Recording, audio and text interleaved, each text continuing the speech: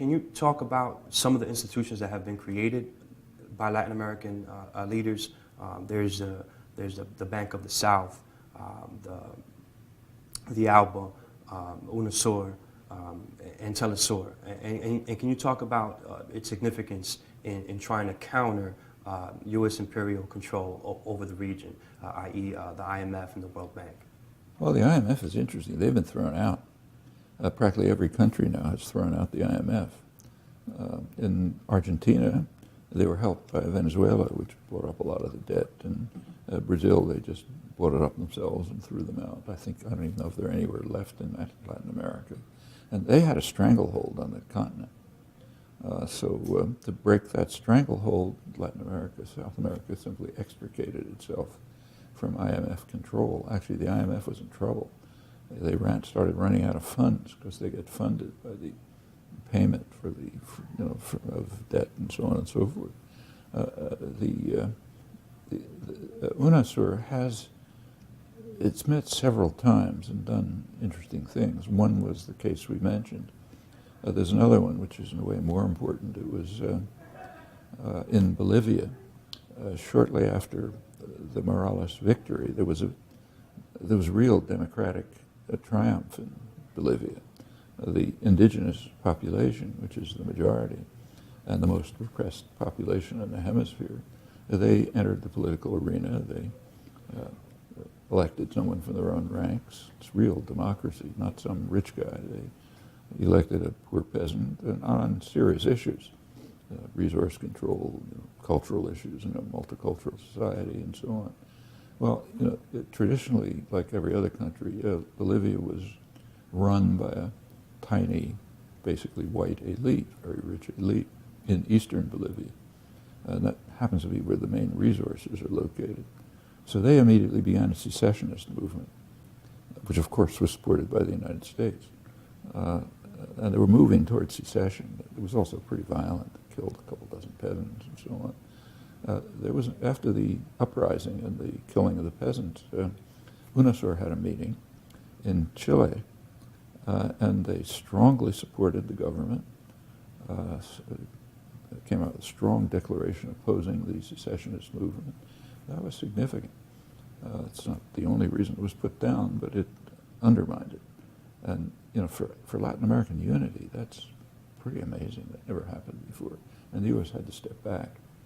There was another organization formed in February 2010. It hasn't done anything yet, but it's a union of every country in the hemisphere apart from the United States and Canada. Now, that's pretty significant.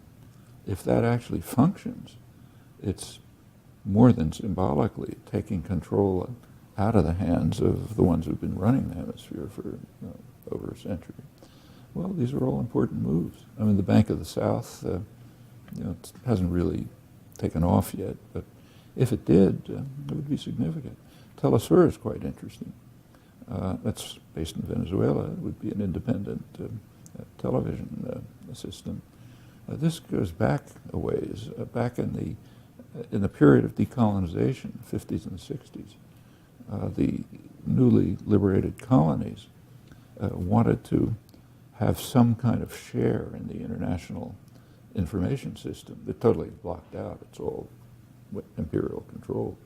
So they proposed in the 70s a new international information order in which there would be some opportunity for third world countries, ex-colonies, to participate. That led to total fury here. I mean, the press associations, the media, the government, everyone bitterly denounced it as an effort to destroy freedom. There were all kind of lies, hysterical lying. There's a good study of it by University Press. It's worth reading. I think it's called Hope and Folly. Incredible lying. They practically put UNESCO out of business because it was trying to open up something. In fact, the U.S. stopped paying its dues for years until UNESCO sort of followed its orders.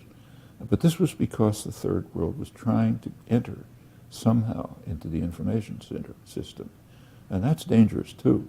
You get independent voices, you can't control things so easily. Well, they beat back that one. But Telesur is a case where it's not being beaten back, and it's not the only one. Much more striking one is Al Jazeera. It's interesting to watch the reaction to that. Al Jazeera is highly professional. It's not good at any. It's like the BBC World Service, at least. You know, it gives the only major reporting from the most strife-torn regions of the world, like during the Israeli attack on Gaza, actually U.S.-Israeli attack on Gaza. Al Jazeera was broadcasting 24 hours a day from the scene of the attack. Nobody else was reporting. During these recent uprisings, Al Jazeera has been way ahead of anyone else. They're all over the place, good reporting. You can't shut it down.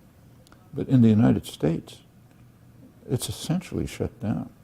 I think there are only 2 towns in the United States where you can get it on cable television, which means if you have access to the internet, you can get it, but that doesn't reach the population.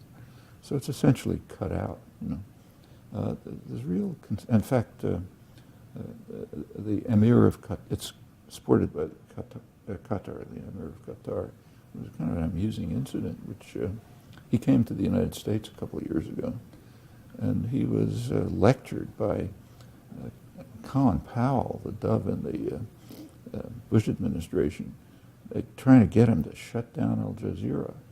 And he called a press conference where the press came, and he, I suppose tongue-in-cheek, lectured the American press on freedom of the press. You know, it's kind of embarrassing while they're reporting, but it was funny.